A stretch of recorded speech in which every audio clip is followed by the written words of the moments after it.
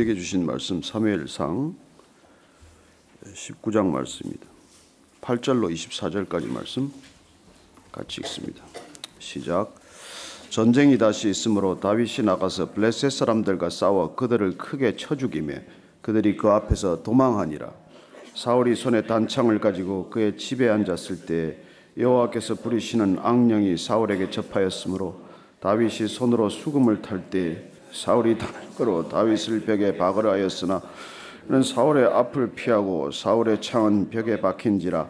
다윗이 그 밤에 도피하며 사울이 전령들을 다윗의 집에 보내어 그를 지키다가 아침에 그를 죽이게 하려 한지라.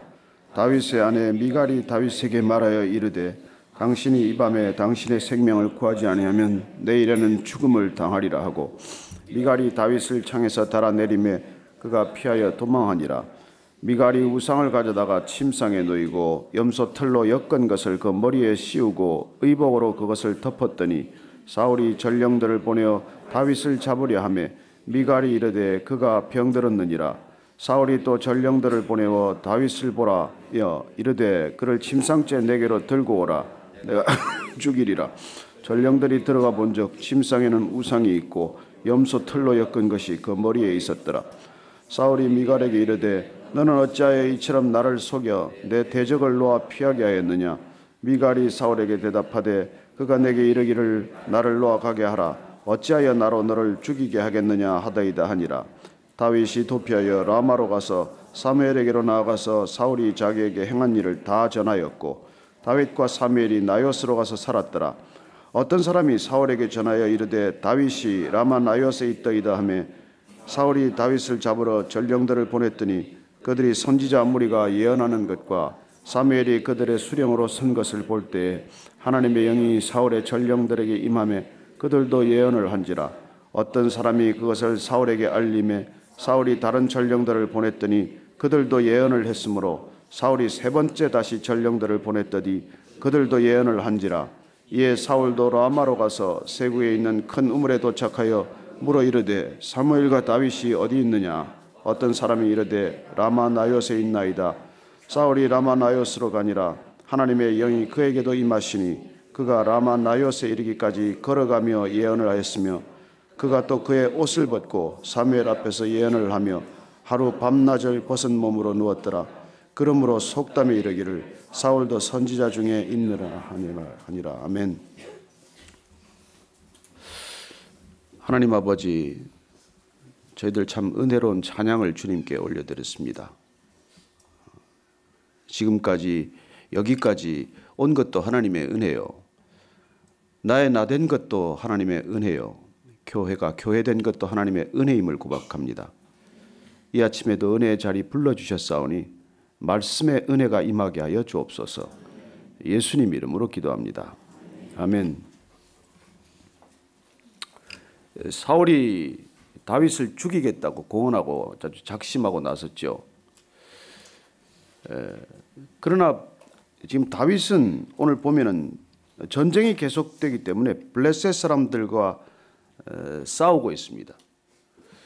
그는 양면의 적을 둔 셈이에요. 밖에서 적들과 싸워야 하고 안에서는 또 사울 왕에게 쫓겨야 하는 그런 신세가 된 것입니다.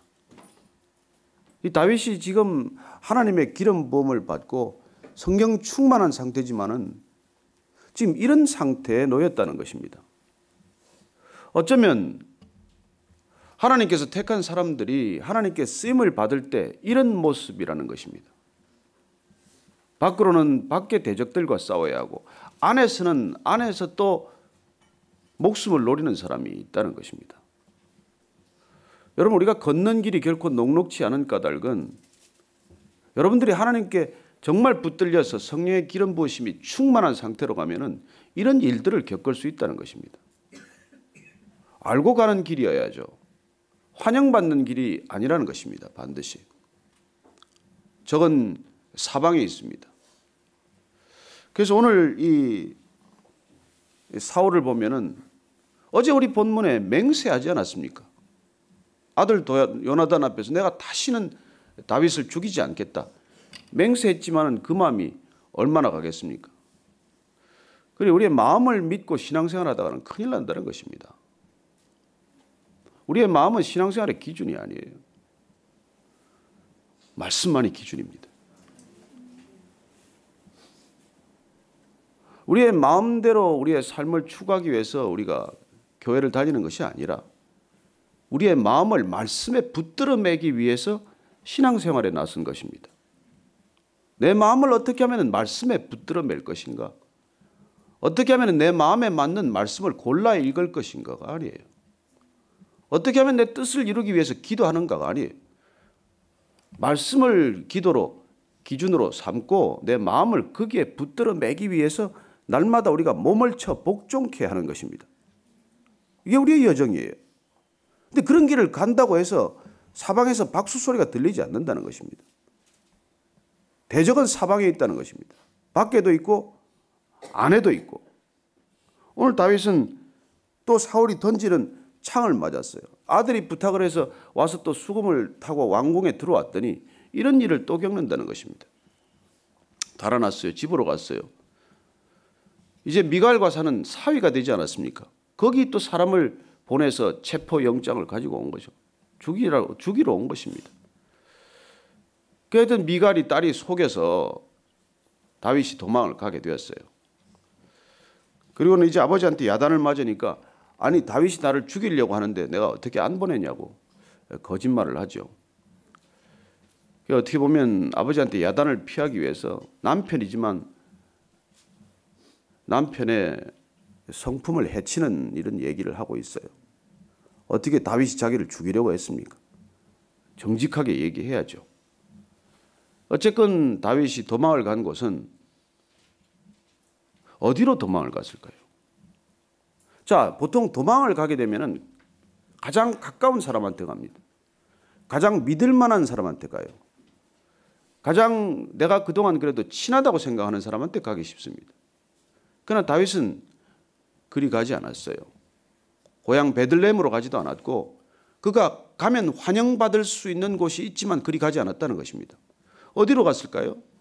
라마 나요시라고 하는 라마라고 하는 나한테 기름 부음을 그때 가서 전했던 사무엘에게 갔다는 것입니다.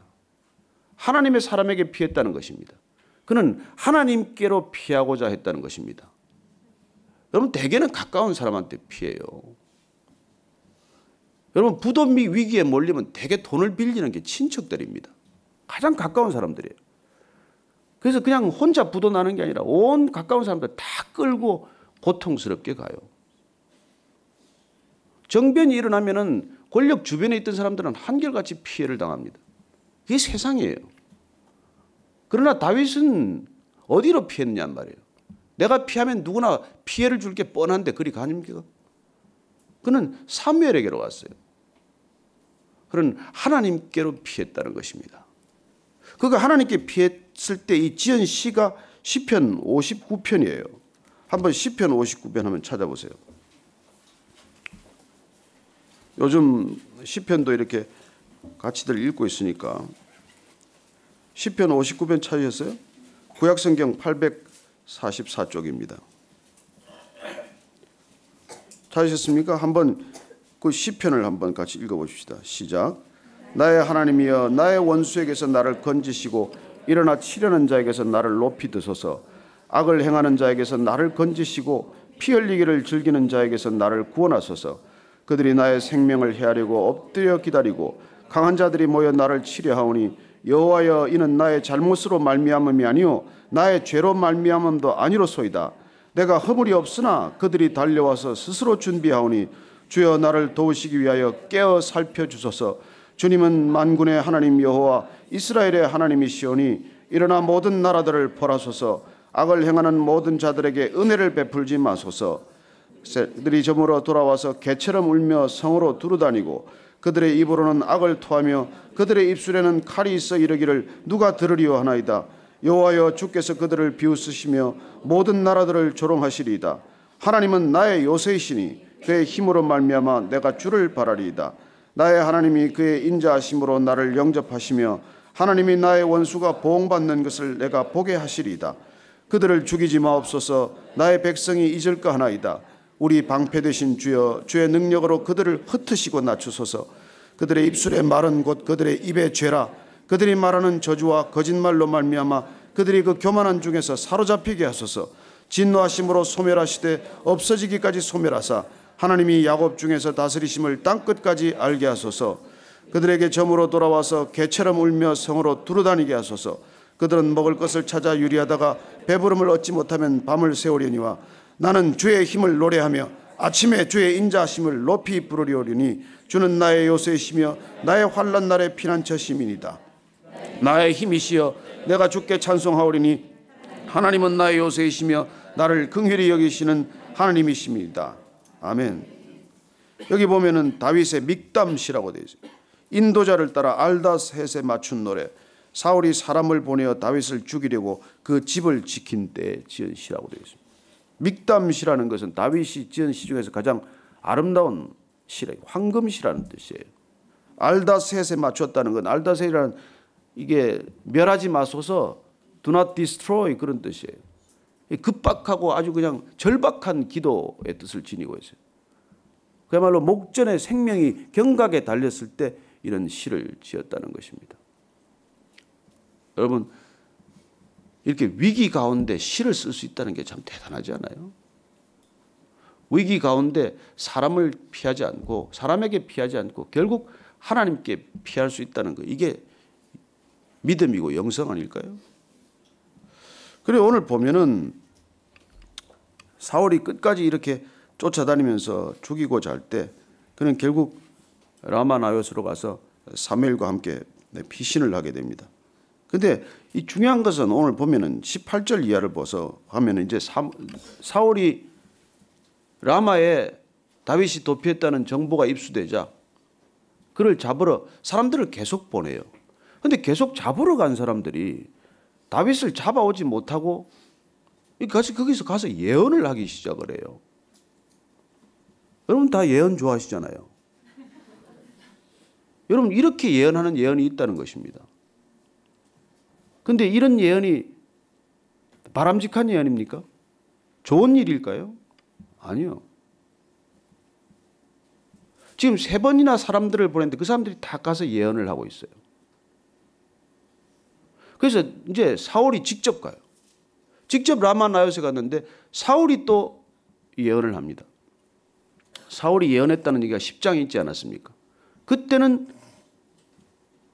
하나님께서 성령을 부어주셔서 예언을 한 거고 지금 이 예언은 무슨 예언일까요? 하나님이 부리시는 영의 예언이라는 것입니다. 여러분 예언이라고 다 예언이 같지 않아요.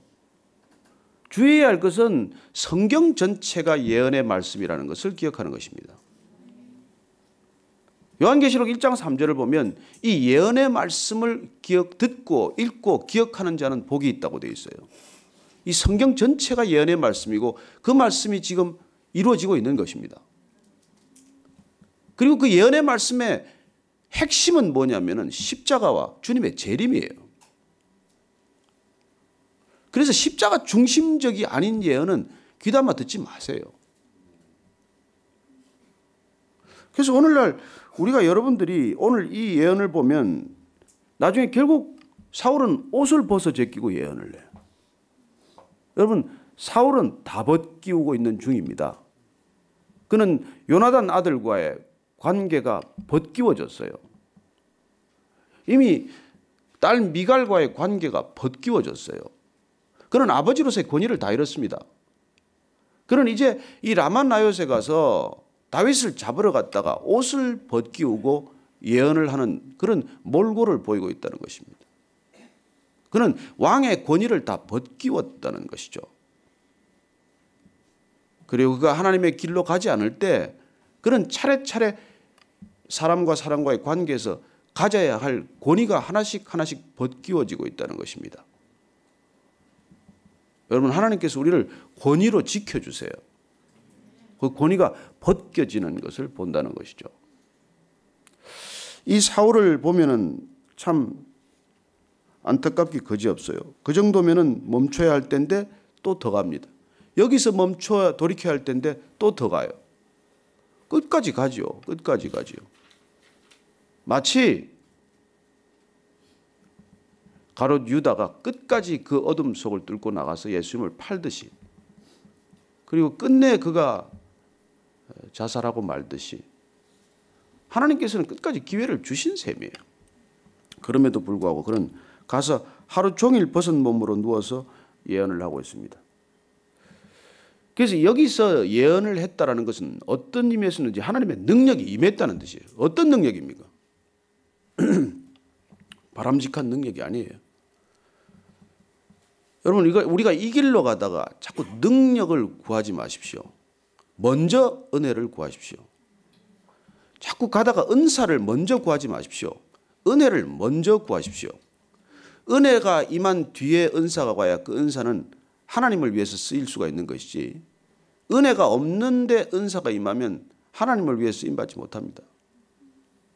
그래서 예수님께서 내 이름으로 예언을 했지만은, 내 이름으로 주여 주여 했지만은, 그렇게 내 이름으로 예언을 하고도 천국에 오지 못하는 사람이 있다는 것입니다. 오늘날 점점 우리는 은사 중심으로 흘러가고 있어요. 너무 은사에 매료가 돼 있어. 그래서 은사를 가지고 영성의 1급, 2급을 따지듯, 인류, 2류 크리스찬을 따지듯 그렇게 따지지만, 여러분, 중요한 것은 오늘 우리가 찬양한 대로 은혜를 구해야 한다는 것입니다. 은혜가 임한 사람이 은사를 받아야 은혜로운 은사가 되는 것이지, 은혜 없는 사람이 은사를 받으면 남을 해치는 은사가 된다는 거예요. 그래서 여러분, 이거 정말 은사에 관해서 오늘 정신 우리가 기준을 차리고, 제가 아는 분 권사분님 중에서 신유의 은사를 받았어요. 처음에 이제 환자가 나으니까, 병자가 손을 들어 하면 환자가 나으니까 얼마나 좋았어요. 그런데 문제는 시도 때도 없이 부르니까 못 견디겠는 거예요. 지방에서도 와달라, 어디도 와달라 찾아오기도 하고. 그러다가 이제 그냥 갑니까? 돈을 놓고 가기도 하고. 점점 돈을 받기 시작을 했어요.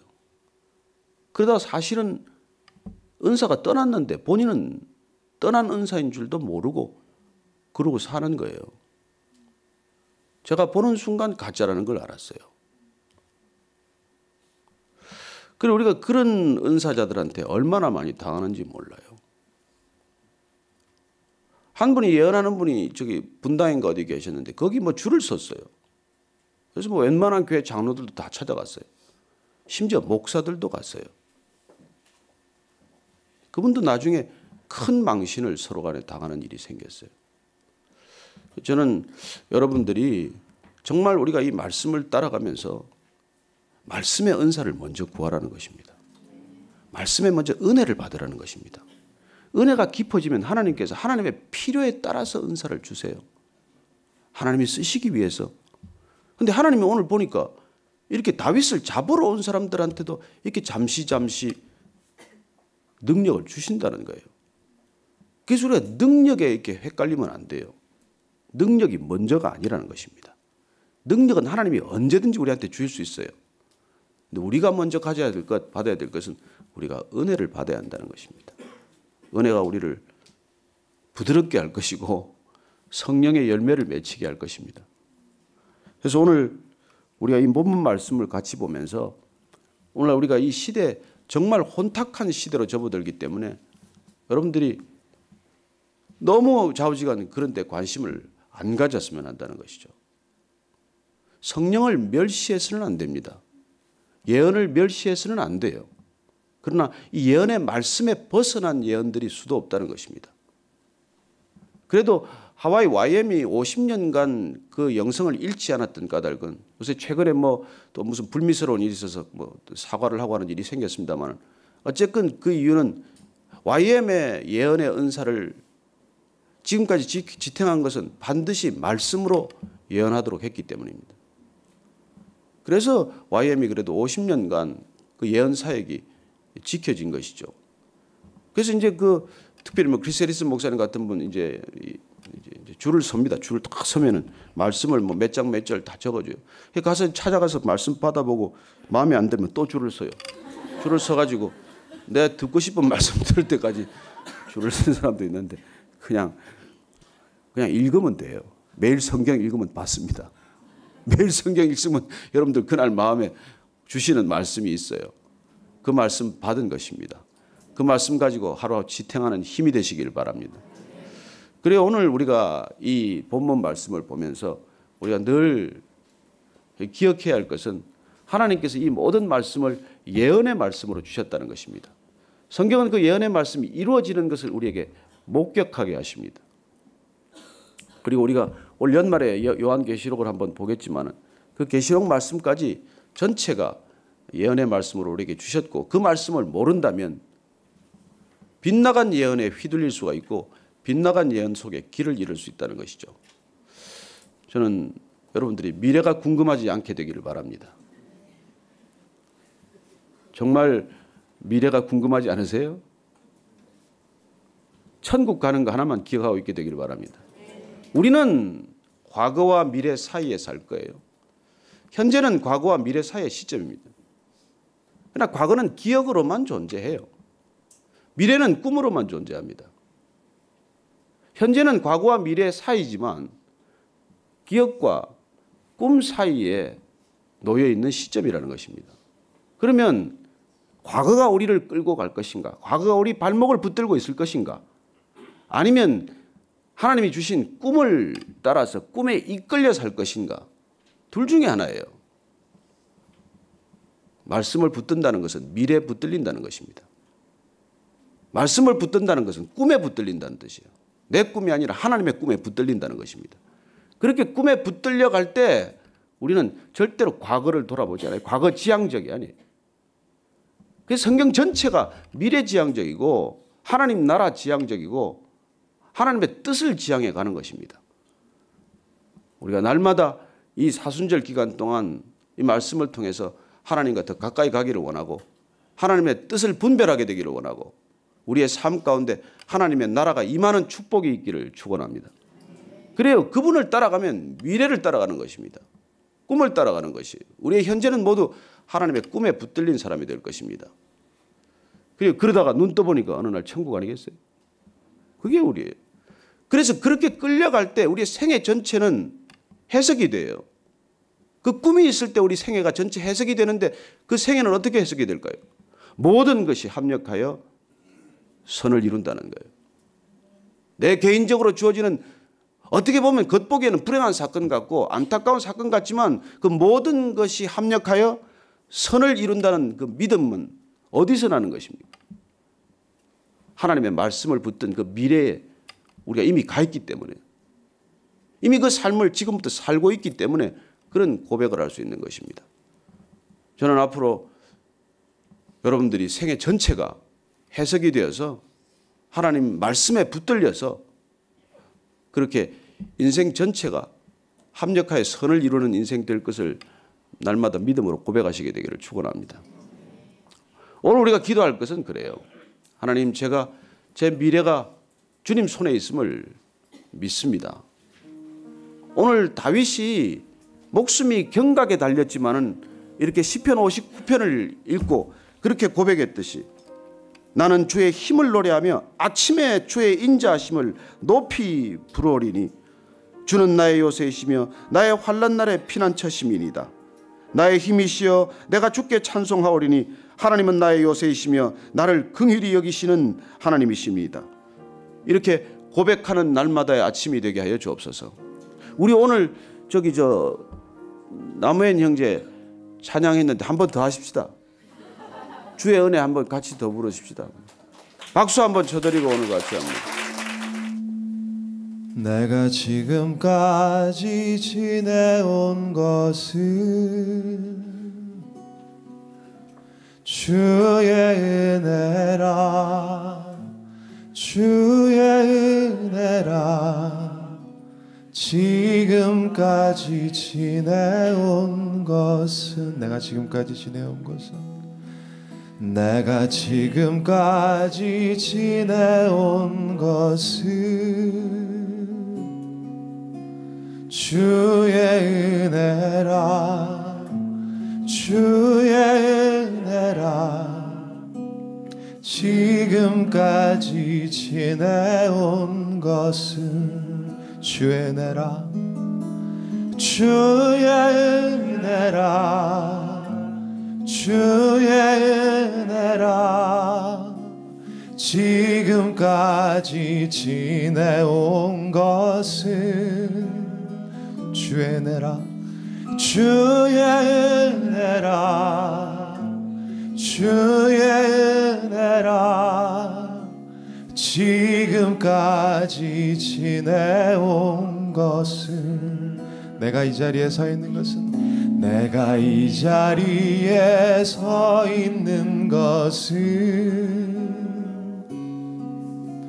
주의 은혜라 주의 은혜라 이 자리에 서 있는 것은 주의 은혜라 주의 은혜라 주의 은혜라 이 자리에 서 있는 것은 주의 은혜라 주의 은혜라 주의 은혜라 이 자리에 서 있는 것은 하나님의 자녀된 것은 내가 하나님의 자녀된 것은 주의 은혜라 주의 은혜라 하나님의 자녀된 것은 하나님, 우리 생애를 통해서 많은 고난과 축복이 마치 시줄과 날줄 얽히듯 밀물과 썰물 흘러가듯 그렇게 교직되겠지만, 그러나 하나님, 축복의 때에도 하나님을 찬양하게 하시고 고난의 때에도 하나님을 마음껏 찬양하게 하여 주옵소서. 그리하여 다윗이 그 급박한 상황에서도 주님을 찬양하고 그 아침에 주님을 마음껏 경배하였듯이 우리도 날마다의 생애 가운데 그렇게 주님을 찬양하고 주님을 경외하게 하여 주옵소서. 이제는 십자가에서 주님을, 하나님 아버지를 마음껏 영광스럽게 한 우리 구주 예수 그리스도의 은혜와 십자가를 통해 이 땅에 모든 영광을 받으신 하나님 아버지의 크신 사랑과 십자가에서 쏟으신 피로 우리를 정결케 하고, 그리고 우리 각자가 십자가를 지고 주님을 쫓도록 인도하시는 성령님의 충만하게 하심과 교제하심이 이 아침에 다윗처럼 고난 가운데서도 주님을 찬양하기로 결단하는 모든 믿음의 지체들 위해 지금부터 영원까지 함께 하옵시기를 축원하옵나이다. 아멘.